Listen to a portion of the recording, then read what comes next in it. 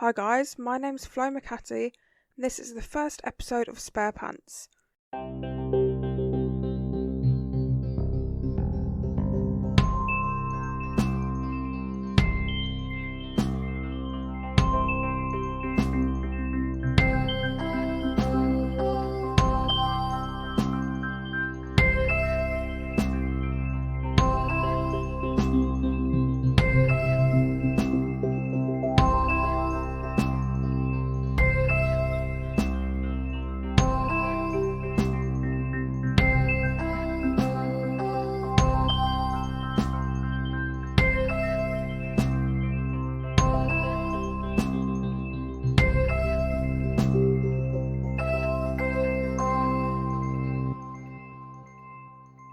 Today's episode I'm going to be ranting about the hit bestseller The Secret, as it's literally the shittest book I've ever read. But first, I want to do a quick shout out of my favourite pub, because as most of my mates know, the way to my heart is through alcohol. My favourite pub recently is the Hare and Hounds along London Road. I went there on New Year's Eve and I was just planning on having a few quiet drinks. The music in there is really good and the drinks are cheap. And also the toilets are always clean and there's always loo roll. So what more do you want from a night out? So I've often been described as a little bit of a hippie. So I've got a bowl of crystals next to me and I love reading my horoscope. And I also really want to go to a fortune teller for a future episode. So if anyone knows of any good fortune tellers in Brighton, please let me know. But basically, I thought that this book would be perfect for me. However, after reading the first few pages, I can't believe that people actually follow this rubbish and actually live their lives by it. So the author Rhonda Byrne was born in Australia in 1945, and after the death of her father she became really depressed, which is something I've found with a lot of the authors in this book, is that they'll go through something traumatic and then they'll discover the law of attraction and their lives are immediately better. So after reading the book The Science of Getting Rich, which I think sounds awful, she discovered positive thinking and the law of attraction, and that's how she wrote The Secret. Now, Byrne claims that all great men in history knew about the law of attraction. So apparently Abraham Lincoln, Beethoven and Winston Churchill all used the law of attraction, and that's why they were so successful. However, I think it would back up her idea a little bit better if she spoke about people who are actually alive. I mean, if Kylie Jenner used the law of attraction, I might be slightly more interested in it. So the law of attraction states that whatever consumes your thoughts is whatever you'll gain in life, that positive thoughts equals positive results. But it's quite easy for the authors of the book to say that, when most of them are multi-millionaires. I'm sure I would be less of a moody bitch if I had loads of money in my bank account. So one of the things the book says is that you cannot open a bill or a bank statement until you've sufficiently visualised it as a positive thing and not a negative one. Can you imagine how much time that would take, not being able to open a letter until you've imagined it as a good thing? I don't think that's how the world works.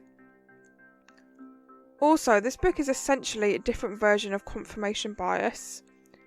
So, from researching this, confirmation bias is a tendency to notice and favour information that confirms previous beliefs. For example, say if you have a massive fight with a friend, suddenly you might think back and notice all the dodgy behaviour that you had never noticed before.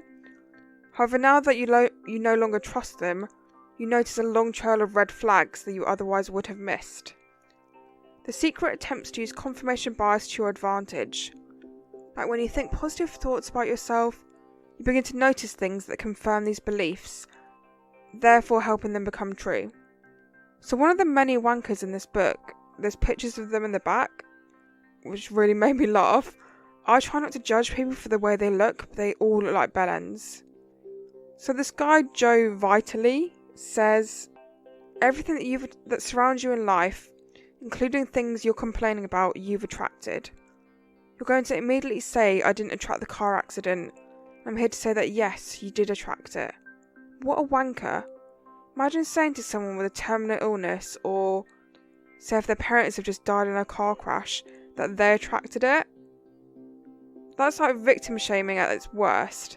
I'm not prone to violence, but if someone said that to me, I would really want to punch them. So before I completely slate this book, I wanted to try out some manifestation first. So this book essentially says that if you daydream and visualise about your perfect partner, they will come to you. Now all my mates think I'm an absolute weirdo for this. My perfect partner is Jack Whitehall, the actor and comedian. I think he's sexy, funny, and I would just love to go for a drink with him.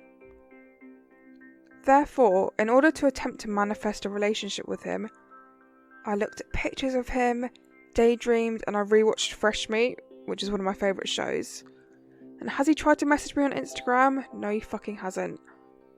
Surely if manifestation worked so well, we would at least be engaged right now? One of the main issues I have with this so-called book is the way it talks about weight loss and dieting. So it says that if someone is overweight, it came from thinking fat thoughts, whether that person was aware or not. A person cannot think thin thoughts and be fat. And it also says, food is not responsible for putting on weight. It is your thought that food is responsible for putting on weight that causes weight gain. Not only is that really insensitive to people with eating disorders, it completely says that scientific research isn't true. Because if you eat loads of food, it will probably make you gain weight. And although I don't think that people should focus on diets too much, I'm supposed to be on a diet right now, but I definitely ate some chocolate earlier. But it's just a load of bullshit. So when it comes to serious illnesses, followers of The Secret think that positive thinking is a good enough substitute for medical care. So this bloke, Bob Proctor, says that if you have a disease, and if you're focusing on it and telling people, you're going to create more diseased cells. So if anyone listening, if you're ever feeling unwell, don't talk about it unless you want more of it, apparently.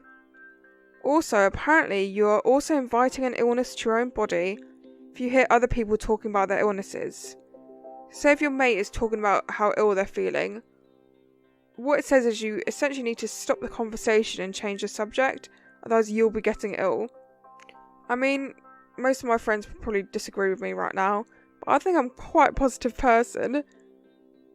But my positive vibes didn't stop me from getting tonsillitis 6 times in a year. After reading the so-called health section of this book, I'm beginning to think the recent anti-vax movement might have been inspired by this book. You know the kind of woman with the "can I speak to the manager" haircut, who loves essential oils and has a live, laugh, love sign in their house? This book is probably like a Bible to them. So this person, Michael Beckwith, who is a non-aligned trans-religious progressive, I literally have no idea what that is, but apparently he cured his eyesight using the law of attraction. So before he discovered The Secret, he'd been wearing reading glasses for about 3 years. And as he reached for his reading glasses one night, he stopped in his tracks. So he says that because he was listening to society's message that eyesight gets worse with age, he had caused his eyesight to diminish. So he started saying to himself, "I can see clearly, I can see clearly," and lo and behold, he could see properly again.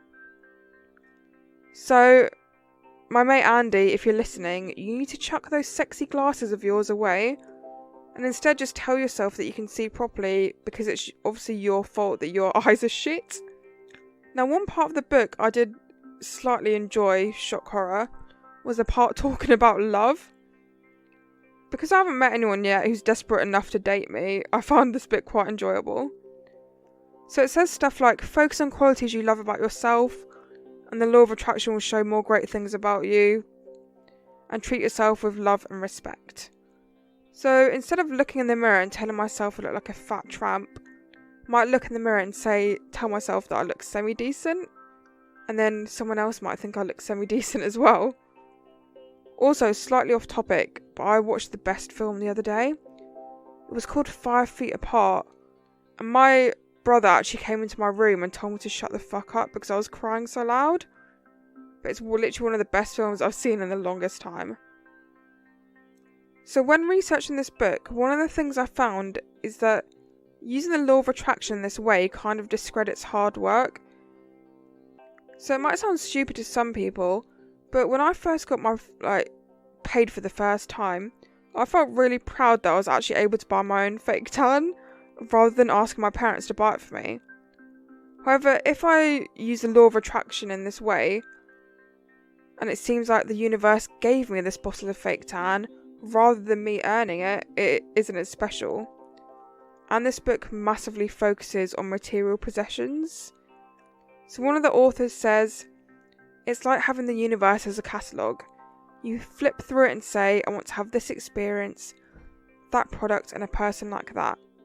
Now, I do like things as much as the next person, but it's not what my life revolves around. The fact that The Secret requires that you never doubt yourself, to never consider the negative repercussions of actions, and to never have negative thoughts, can actually be quite detrimental. So, from ignoring red flags from romantic partners and making risky business decisions can actually really badly impact someone's life. I personally think it's good to weigh out the positives and the negatives before making a big decision. I mean, that could be why my life has turned to shit. But because The Secret tells you to be positive about everything, you could go and spend all your money on a risky business venture and not think about the negative repercussions.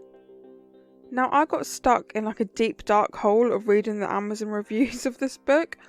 Does anyone else do that? I do it on Reddit and on Facebook all the time. I'll spend hours reading the comments of stuff and I'm like, shit, it's 2:30 a.m, I should be asleep. But one of the comments, this comment really made me laugh. Someone said, I bought this after a recommendation from a friend. They told me how it could change my life. I read half and can only presume that my friend has lost her mind. But then some of the other comments are saying it's the best book they've ever read. So maybe you should read it and tell me your thoughts. So I've read a lot of bad books in my time. For example, a few years ago, one of my favourite books was an autobiography of someone off of Made in Chelsea, which I'm slightly embarrassed to admit that. However, this book is definitely the worst I've read. It's preachy, patronising, and just stupid. I can't believe I spent $5.99 on it or something. I could have used that money for 3 Jaeger bombs down the pub. But yeah, if anyone has read this book and absolutely loved it, then feel free to message me and let me know your opinion, because maybe it will transform my brain and I'll be a follower of The Secret. So I was actually hoping that this episode would be slightly longer, but obviously size isn't everything. It's just a quick short rant about this shit book. All of my episodes are going to be out on the 14th of every month, with potentially a few bonus ones in between. My next episode is actually an exciting one, as I'm recording a Valentine's themed one with my mate Andy. So instead of crying yourself to sleep like I do on Valentine's every year, you could listen to that instead. And if you have any embarrassing dating stories, please contact me. Obviously I'll keep it anonymous, and I reckon it'll be quite funny to hear it. So you can visit the website www.flybypants.com to get all the episodes.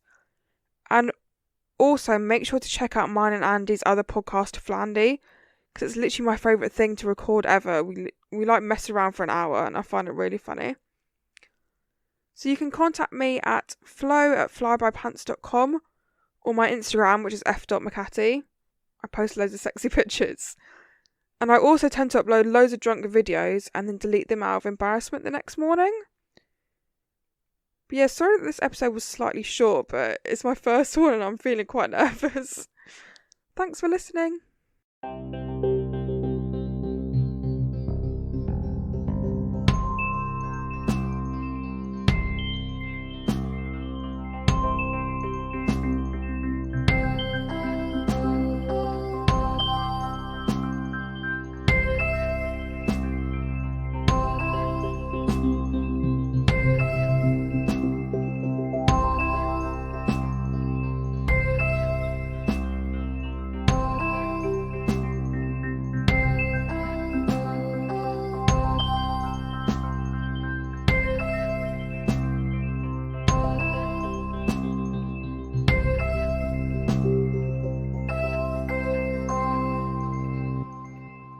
Hello kittens, Andy Barley here, just to quickly let you know about Flying by the Seats of Our Pants. It is a monthly podcast released on the first Monday of every month.